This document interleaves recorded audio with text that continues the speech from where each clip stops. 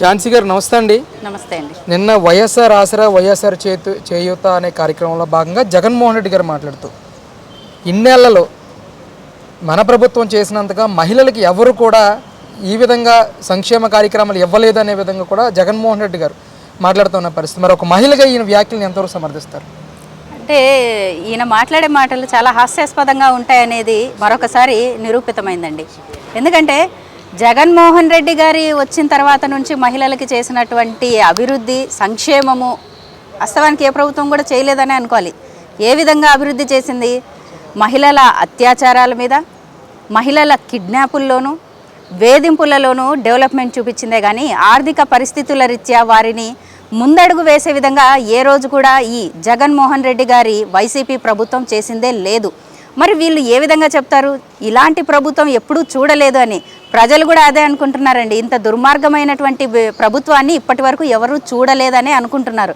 త్వరలోనే జగన్మోహన్ రెడ్డి గారి ప్రభుత్వాన్ని గద్దెదించడానికి మహిళా లోకమే ముందుంటుందండి.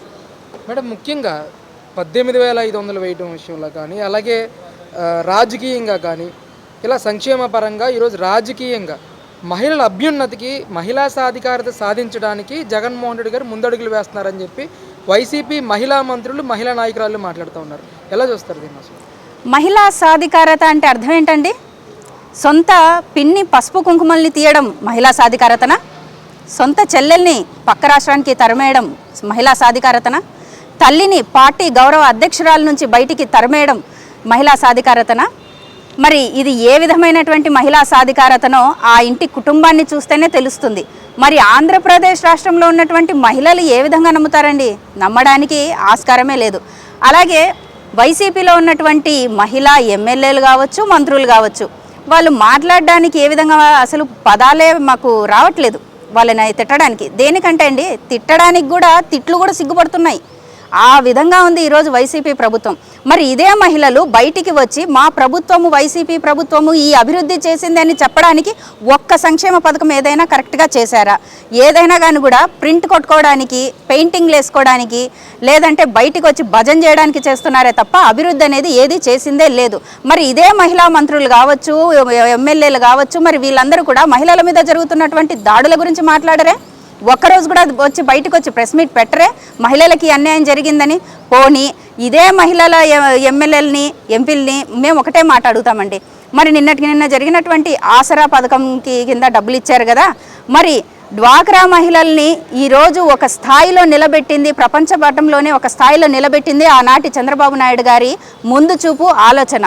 మరి ఆ రోజు చంద్రబాబు నాయుడు గారు డ్వాక్రా మహిళల గ్రూపులను పెట్టి వాళ్ళు ఆర్థికంగా నిలబడడం కోసము ఎన్నో పథకాలు తీసుకొని వచ్చి వాళ్ళకి వడ్డీ లేని రుణాలు ఇచ్చి, పావలా వడ్డీలతో కానివ్వండి, వడ్డీ లేని రుణాలు కానివ్వండి, ఇలా ఎన్నో ఇచ్చి వాళ్ళ అభివృద్ధికి తోడ్పడ్డారు. మరి ఇదే జగన్మోహన్ రెడ్డి వచ్చిన తర్వాత ఏం చేశారండి? ఒక్కరికన్నా లోన్ ఇవ్వగలిగారా?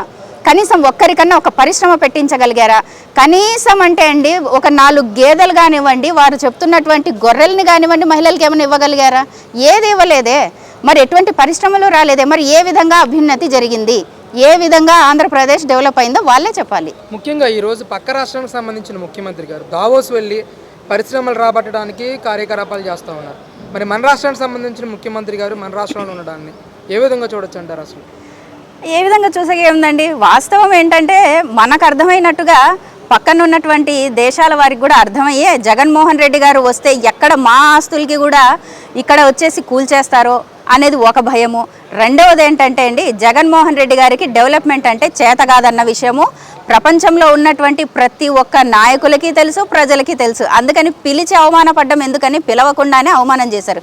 అసలు ఆంధ్రప్రదేశ్లో ఉన్నటువంటి ప్రతి ఒక్క మనుషులకు కానివ్వండి, ఇక్కడ ఉన్నటువంటి యువతకు కానివ్వండి ఎంత నష్టం జరిగిందో అది మనకు తెలుస్తుంది. ఆయనకేం తెలుస్తుందండి? బటన్ నొక్కుతున్నాను అంటున్నారు. అదే బటన్ నుంచి మా జీవితాలను అడ్రస్ లేకుండా చేస్తున్నారన్న విషయం ఈరోజు యువతను అడిగితే తెలుస్తుంది. రోడ్లపైకి వెళ్ళి చూడండి, యువత ఈరోజు మత్తు పదార్థాలకు బానిసలయ్యి వాళ్ళు రోడ్డు మీద తిరుగుతున్నారు. మరి ఇదే జగన్మోహన్ రెడ్డి గారు ప్రభుత్వంలో ఉండి కూడా ఎందుకు ఒక్క పరిశ్రమను కూడా తీసుకురాలేకపోయారు?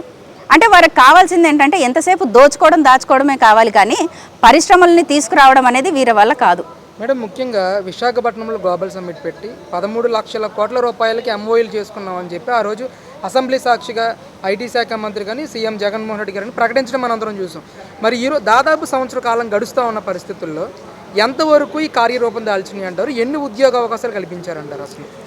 అండ్ వాళ్ళు ఏం చెప్పారు, 13 లక్షల కోట్లు కదా, అంత వద్దులేండి, కనీసం కేవలం ఒక 500 కోట్లు చూపించండి, ఎక్కువ కూడా అవసరం లేదు, 5దో 10దో చూపించమని చెప్పండి, అదన్నా చూద్దాము. మనకు లక్షల కోట్లో 1000 కోట్లో అవసరం లేదు. వాళ్ళు తీసుకొచ్చినటువంటి అభివృద్ధి, వాళ్ళు తీసుకొచ్చినటువంటి పరిశ్రమలు, స్వయాన వారి మినిస్టర్ గారే చెప్పారు, గోబీ సెంటర్లు, కోడిగుడ్లు, ఈకలు పీకలు కోళ్ళు అని చెప్పేసి, ఇవి వాళ్ళు తీసుకొచ్చినవి. నిజంగానే వారు తీసుకొచ్చినటువంటి పరిశ్రమలు ఏదైనా ఉండుంటే మరి ఈరోజు యువత ఎందుకంటే ఇంత కష్టపడుతుంది? ఈరోజు మన ఆంధ్రప్రదేశ్లో ఉన్నటువంటి యువత పక్క రాష్ట్రాలకు వెళ్ళి ఉద్యోగాలు వెతుకోవాల్సిన కర్మ ఎందుకు వచ్చింది? ఈరోజు ఇదే యువత మత్తుకి బానిసలయ్యి, గంజాయికి బానిసలయ్యి ఈరోజు జైళ్ల పాలు ఎందుకు అవుతున్నారు? ఈరోజు దాని మూలాన కూడా మహిళలు ఎంతమంది నష్టపోతున్నారు, ఎంతమంది తల్లిదండ్రులు ఈరోజు రోడ్డున పడుతున్నారు?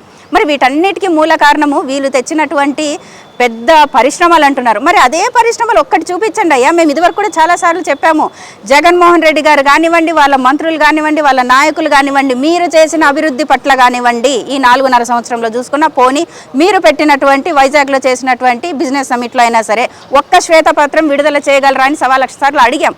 కానీ ఇప్పటి వరకు కూడా ఒకరు ముందుకు రారే. ఎందుకంటే వాళ్ళ దగ్గర స్టఫ్ లేదు, వాళ్ళు అసలు తీసుకురాలేదు కాబట్టి వాళ్ళు చెప్పలేకపోతున్నారు.